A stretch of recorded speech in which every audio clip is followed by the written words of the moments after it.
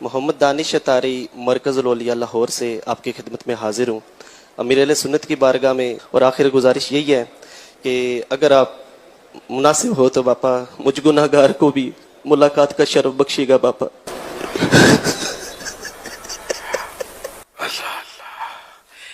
اچھا آپ لاہور سے آئے، مجھے ایسا آپ جیسی کوئی صورت ہے یا شاید آپ بھی ہیں، کوئی کلپ وغیرہ چلتے رہتے ہیں سوشل میڈیا پر؟ یہ ہمارے وہی ہیں جو آپ سمجھ رہے ہیں، یہ وہی ہیں؟ اللہ، دانش بھائی. ان کی زیارت کی تو مجھے یہ خواہش تھی. ارے واہ، تو دیوانگی بھی ہے. اللہ اللہ، کئی کلپ سنے میں نے آپ کے.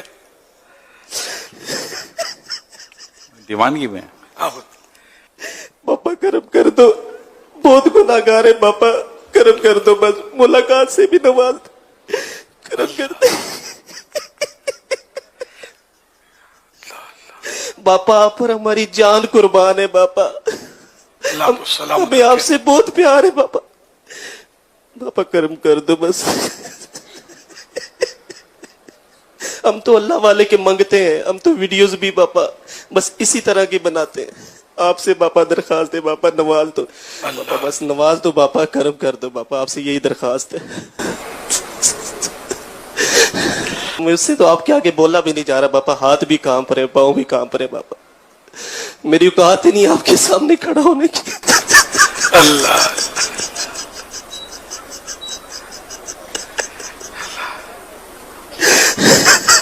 میں 1994 والے اجتماع میں بھی شریک ہوا تھا. اس وقت میں ایف ایس سی میں تھا، اور پھر انجینئرنگ یونیورسٹی سے فارغ ہونے تک 2000 جون میں فارغ ہوا تھا. اس وقت تک دعوت اسلامی کے ساتھ تعلق رہا.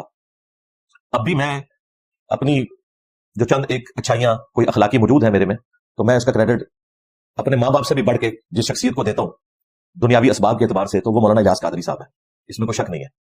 لیکن دوسری طرف یہ ایک بڑا تلخ پہلو ہے کہ جس قدر احتیاط ان کے معاملات کے اندر پائی جاتی ہے، ویسی احتیاط ان کے عقائد اور نظریات میں بالکل موجود نہیں ہے. باقی تفصیلات کے لیے آپ میری ایک ویڈیو ضرور دیکھیں، دعوت اسلامی کی کہانی میری زبانی. اس میں نے پورا ان کا جو نشیب و فراز والا معاملہ ہے اور کس طریقے سے ہم دعوت اسلامی سے نکلے، وہ نکلنے کی وجہ دعوت اسلامی کے عقائد سے اختلاف نہیں تھا، بریلوی ہوتے ہوئے ہی کیوں نکلنا پڑا، وہ میں نے پوری اپنی لائف سٹوری اس میں سنائی ہوئی ہے. آج وہ ٹاپک نہیں ہے، آج تو ہے دانش کی موت. وہ محمد دانش اتاری، اس نے بتایا تھا انہوں نے الیاس قادری صاحب کو منی گاڈ بنا دیا، اور اس سے بڑی بے شرمی ہے کہ الیاس قادری صاحب پوری ڈٹائی کے ساتھ سامنے بیٹھ کے یہ ساری باتیں سنتے ہیں، اور انہیں بالکل حیا نہیں آتی کہ یار یہ تم لوگ میرے ساتھ اس طرح کا ٹریٹمنٹ کیوں کر رہے ہو. حالانکہ یہ وہی الیاس قادری ہے جو الیاس قادری زندہ باد سنتا تھا تو خود کہتا تھا الیاس قادری مرد آباد.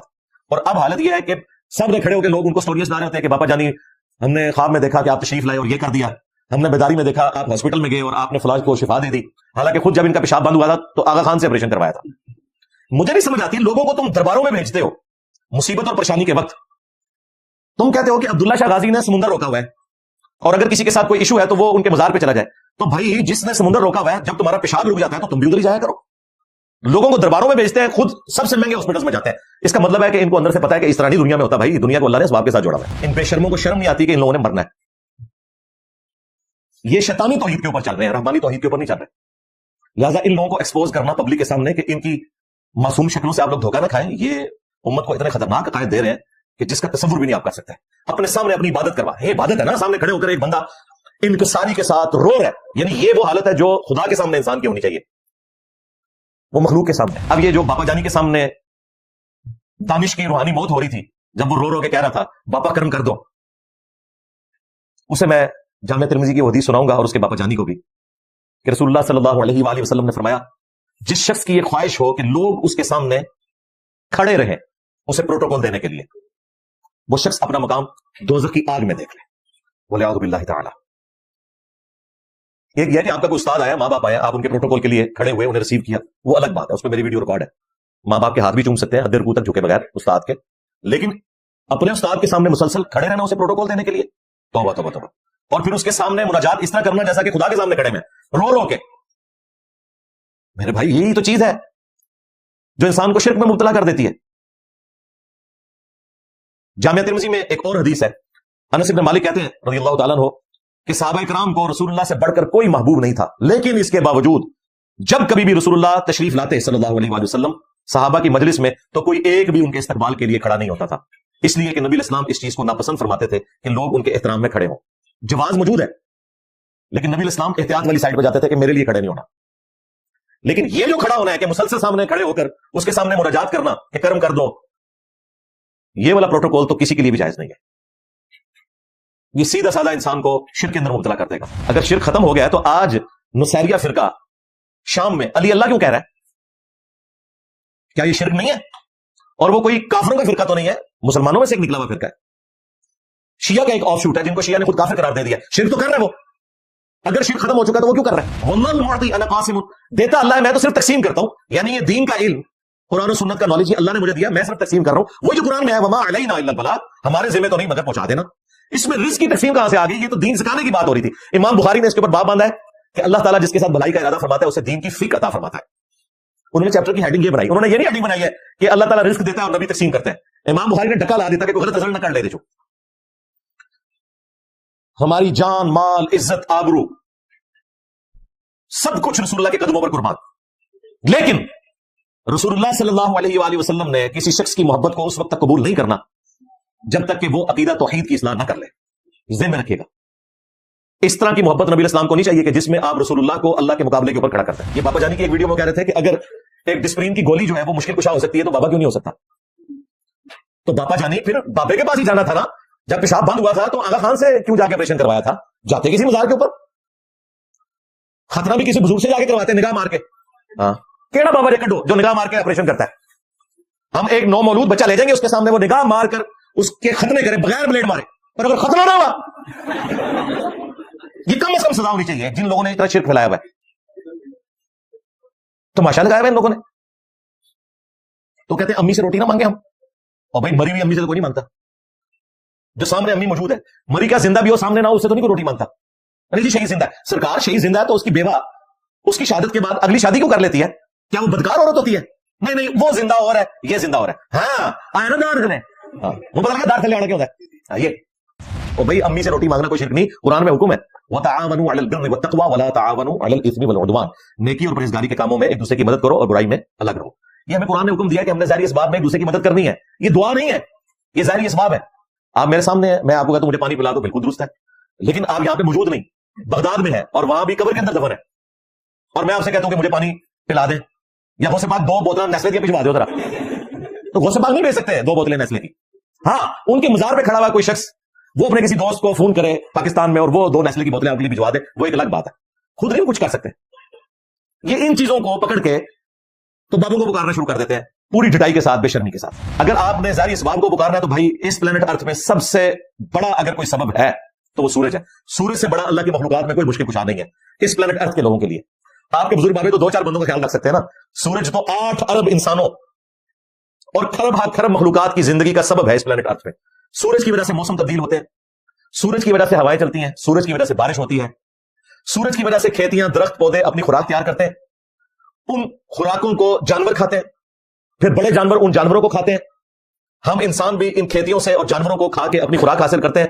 اگر سورج ختم ہو جائے پلانٹ ارتھ پہ کوئی بھی مخلوق زندہ نہیں رہے گی. تو مجھے بتائیں سورج سے بڑا مشکل کشا کون ہے پھر؟ کیا کبھی ہمیں وہم بھی آیا کہ ہم نے سورج کو پکارنا ہے؟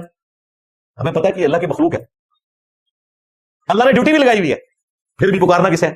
اللہ کو. اگر اللہ کے سوا کسی ہستی کو دعا میں پکاریں گے تو مشرک ہو جائیں گے. ایاک نستعین کا مطلب تم یہ کہتے ہو نا کہ اس میں کہ صرف اللہ ہی سے مانگتے ہیں، لیکن یہ نہیں لکھا ہوا کہ کسی اور سے نہیں مانگتے. ہم کہتے ہیں آگے چل، ہم بھی ابراہیمی ہیں، آگے چل ہم تجھے دکھا دیتے ہیں وہ آیت بھی جس میں منع کر دیا گیا. سورۃ النمل کی آیت نمبر 62، اَمَّن يُجِيبُ الْمُضْطَرَّ إِذَا دَعَاهُ، بھلا بتاؤ تو کون ہے جو مصیبت اور پریشانی میں گرے ہوئے شخص کی فریاد کو سنتا ہے، وَيَكْشِفُ السُّوءَ، اور اسے اس کی تکلیف کو دور کر دیتا ہے، وَيَجْعَلُكُمْ خُلَفَاءَ الْأَرْضِ، اور تمہیں زمین پر اگلوں کا خلیفہ کرتا ہے. أَإِلَٰهٌ مَّعَ اللَّهِ، کیا اللہ کے ساتھ کوئی اور معبود بھی ہے جس کی یہ کوالٹیز ہو؟ قَلِيلًا مَّا تَذَكَّرُونَ، بہت کم ہی تم نصیحت حاصل کرتے ہو. اس آیت میں اللہ تعالیٰ نے فرما دیا کہ جس کا یہ عقیدہ ہے کہ کوئی اور ہستی بھی تکلیف اور پریشانی کو دور کر سکتی ہے، گویا اس نے اس کو اپنا معبود اور الہ مان لیا. وَلِعَوْذُ بِاللَّهِ تعالیٰ. یا شیخ عبد القادر جیلانی المدد کا مطلب سادہ نہیں ہے، اس کا مطلب یہ ہے کہ عبد القادر جیلانی تمہارا معبود ہے. یہ قرآن کہہ رہا ہے الہ مع اللہ، تمہارا گلہ بھی ہم نے دور کر دیا.